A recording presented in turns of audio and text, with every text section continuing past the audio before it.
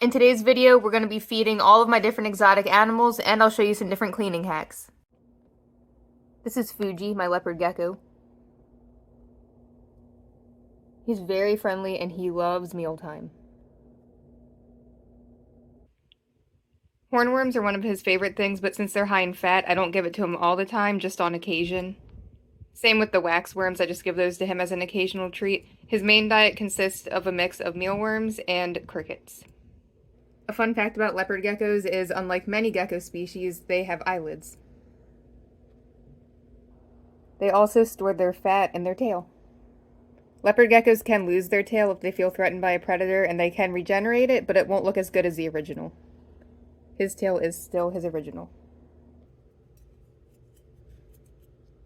Sorry, little worm. We'll put it in his feed dish. All this stuff you see on the bottom here is the calcium and vitamin powder. Since reptiles can't regulate their own calcium and vitamins in captivity properly, you do have to dip their insects in here at every feeding, so that way they stay nice and healthy. If not, they're going to have major issues with their metabolic system and their bones and their overall health.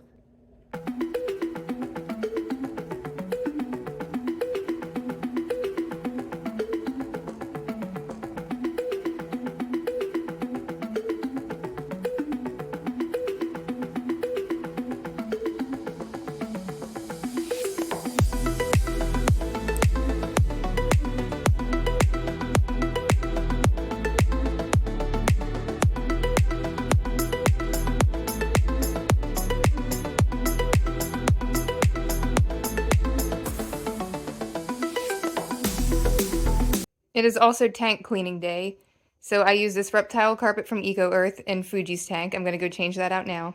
And I use paper towels in the other tanks that are not bioactive. You can use really hot water to clean off their products, and a little bit of white vinegar. Just make sure you rinse it off really well afterwards so that way the smell does not bother them. One thing about leopard geckos that I really like is the fact that they go to the bathroom in one corner of their tank, so cleaning everything is a breeze. If only they could all be that easy.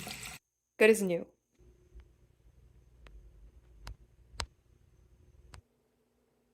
And there he is, nice and happy in a clean tank. Leopard geckos like to have a humid hide, so you get a hide similar to this that has a lid on it, and you can put damp paper towels or damp moss in there to keep it nice and humid. And then they also benefit from a dry hide on the opposite side of their tank, where it's just a plain regular hide. So now that everything in his enclosure is clean and put back where it belongs, it's time to disinfect the sink that I washed his supplies in, so that way we don't get any of his germs. Okay, so now I cleaned the bathroom, I washed my hands, now we're going to move on to the next enclosure. Oh, and by the way, if you need to clean your reptile's enclosure and you don't want them in there getting in the way or getting spooked while you're cleaning it, you can get one of these on Amazon. If you type in reptile feeding bin, you can find these. They're super convenient because they come with these holes already in it, so that way they can still breathe. And it opens up from the long end, or you could just open up a small part of it, which is really nice. So that's a little temporary place where you can keep them. Or if they're chill like Fuji, they can hang out on you while you do it. And these feeding bins actually also make really good enclosures for freshly hatched crested geckos.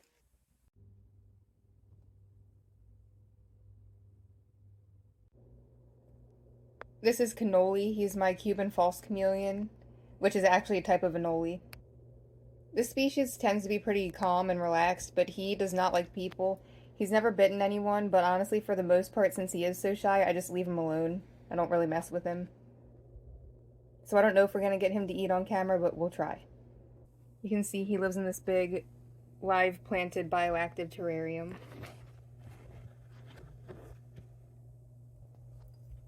He also eats a mixed variety of insects. This species can also eat snails, but I tried that with Anole before, and he was not a fan.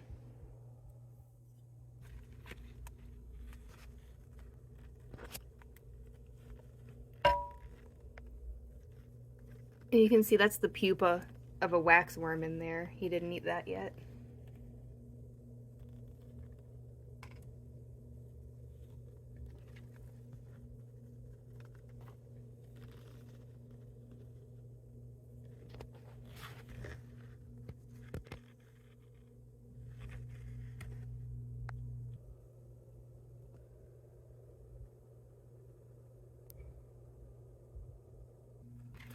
Yeah, I don't think he's gonna finish eating on camera, so we'll leave him alone. And this is Salvador Dali. He's my Panther Chameleon. Same as the others, he eats a mix of mealworms, crickets, and the occasional hornworm and waxworm. He has a special feeder dish in the back of his tank because the enclosure is so big and he has so many plants in here that the insects could get lost. So I put his in his special little dish, but for the sake of the video, I'll tongue feed him. And then the rest I'll just put in his dish with the calcium. His enclosure is also bioactive. We got some polka dot begonia, we have pothos in here.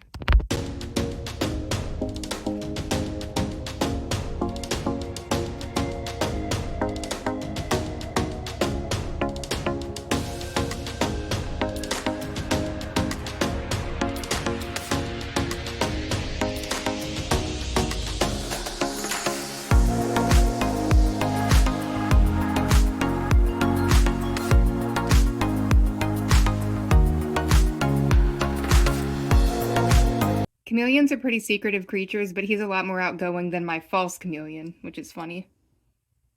Oh, and he knocked down some of his vines. He had vines all on this wall. I'll have to fix that. Why'd you do it? How about we do an instant replay in slow motion?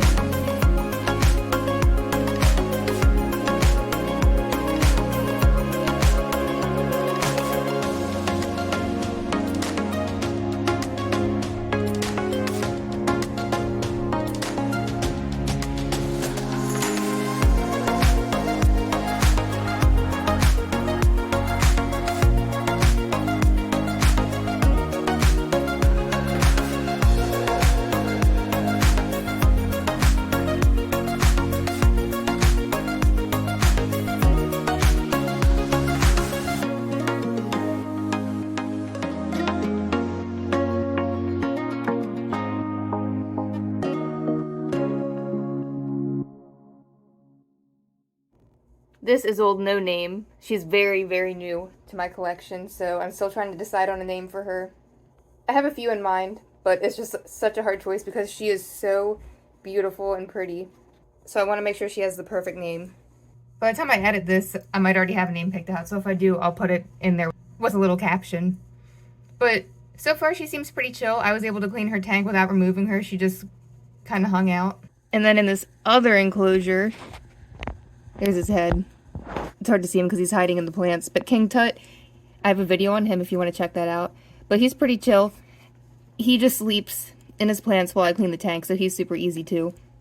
He kind of just likes to chill and hang out when he's not plotting to take over the world.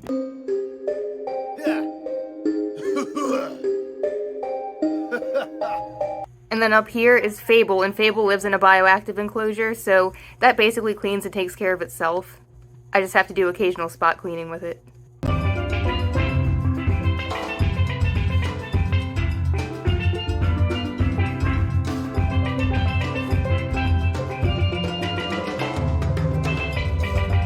So baby gecko is asleep in its plant. I very gently took the plant out of that one, and I'm going to close it into here while I clean it. And actually what I could have done is I could have set this one up so it was ready to go and just transferred it into here and then cleaned this one out and left it empty. But since it's already labeled, I figured I'd just put them right back into this one. The paper towel method for baby crested geckos is awesome because it's a great way to see that they're eating properly and going to the bathroom. Fresh paper towel, toilet paper roll to hide in, fresh water. Spray this down real quick before I put him back in, or her. I don't know what it is yet.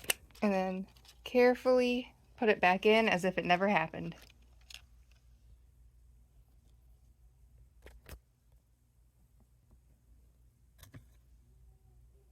Normally I feed them Crested Gecko diet, which I will talk more about in just a little bit. But it's good to give them, especially when they're babies like this and growing, some extra protein, so supplementing with live insects is also important. So tonight I'm giving the babies little pinhead crickets, and pinhead is basically a term just for teeny tiny baby crickets. That way they're small enough for the baby geckos. And this is really hard to do with one hand, but I just scoop some up with a spoon, and I'm just gonna drop them in here.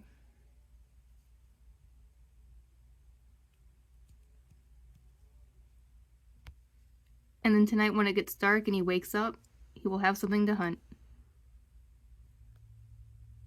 And hopefully we can catch him in action with that. That would be pretty cool. Alright, so I got the lid back on. Now I'm going to do the same thing with its clutch mate. And then we'll check back tonight once it's dark to see if they hunt the crickets. Here's the first one that hatched. Look how orange it is. Sometimes lily white babies look kind of orange on the parts where the white is actually going to end up developing. But I just thought this one was so unique looking. It's really pretty. But yeah, I just wanted to show you that. I'm going to clean its enclosure, and then we will check back tonight. So here is Sage. He's my Dumpy Tree Frog. We're going to be giving him some hornworms. Hornworms are high in fat, so I don't feed these every single day. Just maybe once a week, or even once every 2 weeks. You can get live feeder insects, sometimes from your local feed store. If not, you can find them at most pet stores, and you can also order them online from different places such as Pangea Reptile and Josh's Frogs, or rainbow mealworms, just to name a few. Sage also eats crickets, which are actually one of his favorite things, and mealworms. But I'd say for sure at the top of his list are crickets, like I said, and the hornworms. However, he's quite shy, and he's not going to eat on camera, so I wanted you to at least see what he looks like. Unfortunately, you won't see him feeding, but we're going to try to get the rest of the exotic animals on camera eating their meals. So now we're going to feed the Crested Geckos, and one of my favorite things about Crested Geckos is the fact that they can eat a powdered diet as their main staple, because I personally hate dealing with insects, which is funny because I have reptiles and they need to eat bugs. But they're worth it because they're just such interesting pets to have. A lot of reptiles, in my opinion, are really misunderstood. They really aren't these scary, mean, slimy, gross creatures like some people think they are. They're actually a lot more personable and a lot more intelligent than people realize. And they have, you know, of course, no fur, no feathers, no dander, so they're great with people that have allergies. A lot of them don't really have a smell either, which is great. Now, I won't lie, some do, but for the most part I've noticed the geckos that I keep, they don't really smell. They're just nice, quiet, unique pets, and reptiles don't have quite the same social needs as a lot of animals do, so if you're a really busy person, they could be another good option for you. And a lot of reptile species can actually become quite tame as well. So with the Crested Gecko diet, I'm just going to go ahead and put the powdered mix in here and mix it with some room temperature water.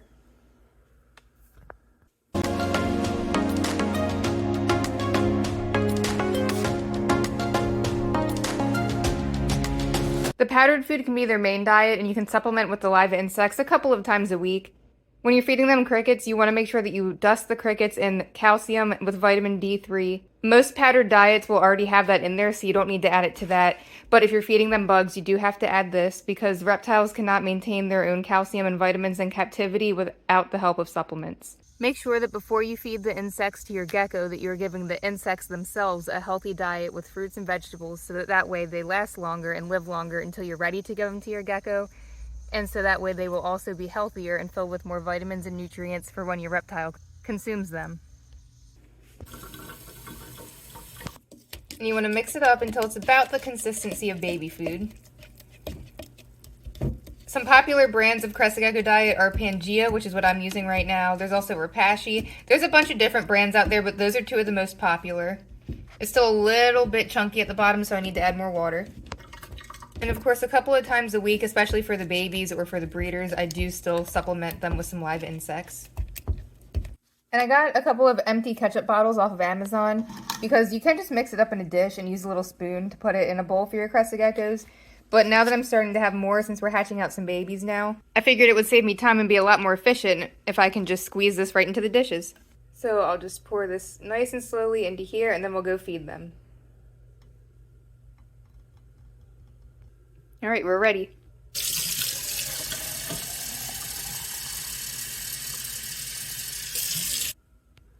A really nice little hack is to save the tops of different milk jugs, water bottle caps, soda caps, whatever you drink, and then you can clean them out and reuse them as little dishes for your geckos. Alright, so we're going to start with King Tut. He's my crowned tricolor male Crested Gecko. I recently did a video all about him, so make sure you check that out.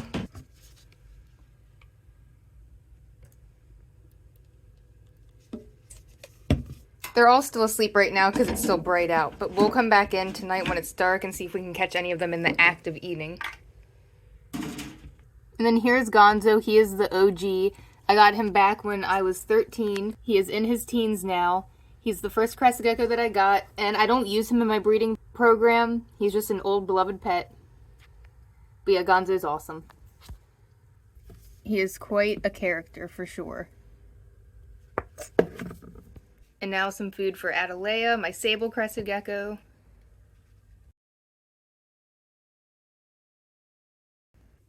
She was originally bred in Korea. And then Pangea got her from Ryan Gecko in Korea, and then I got her. And now Saffron and Toasted S'mores, my breeding pair. They each get their own dish. So here is the bioactive breeder's tank. I have Saffron, my red-based lily white male, and Toasted S'mores, my extreme harlequin tricolor female, in this tank. I have some live plants in here and some fake, and I'm actually going to Reptile Expo soon, and I'm going to get some new plants, some more isopods. Going to freshen up all of my bioactive enclosures. They have this nice little fake pumpkin. And they actually have more eggs that are getting really close to hatching. Let's take a look. They're getting a lot bigger. I'm not sure what time I'll get around to having this video published because I already have a ton of other videos that are scheduled. But as of this time of filming right now, it is August 8th. So by the time this is published, they'll probably already be out.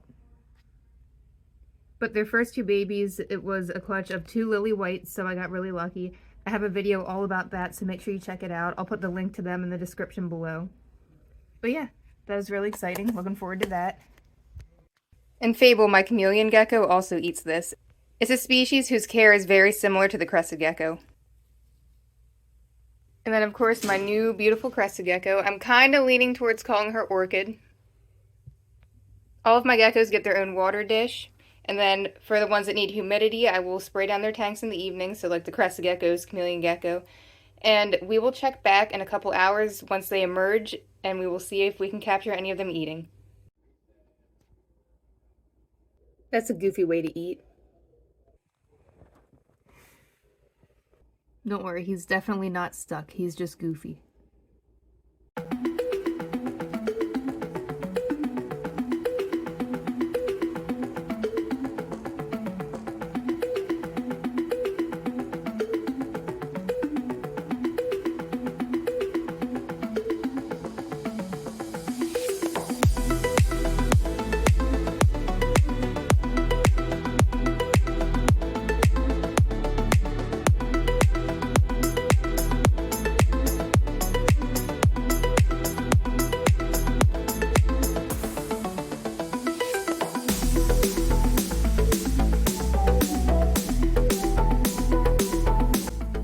High five.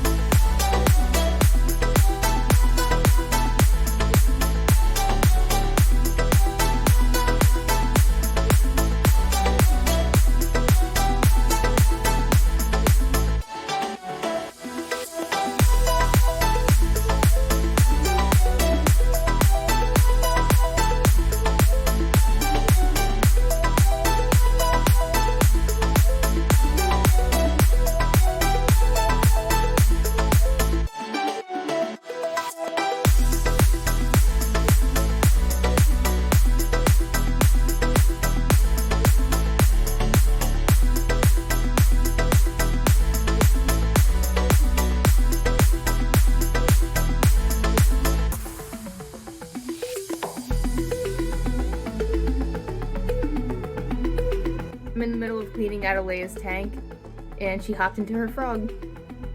So here's a cute little shot of her.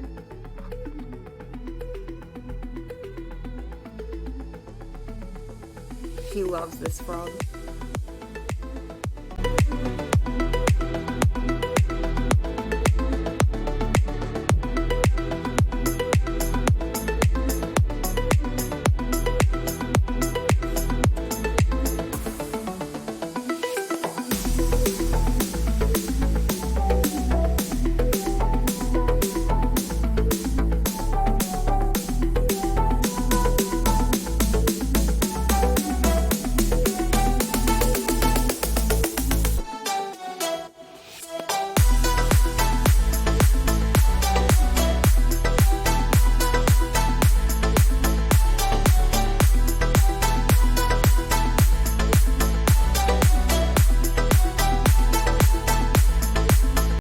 Looks like Fable ate most of her food, but we missed it.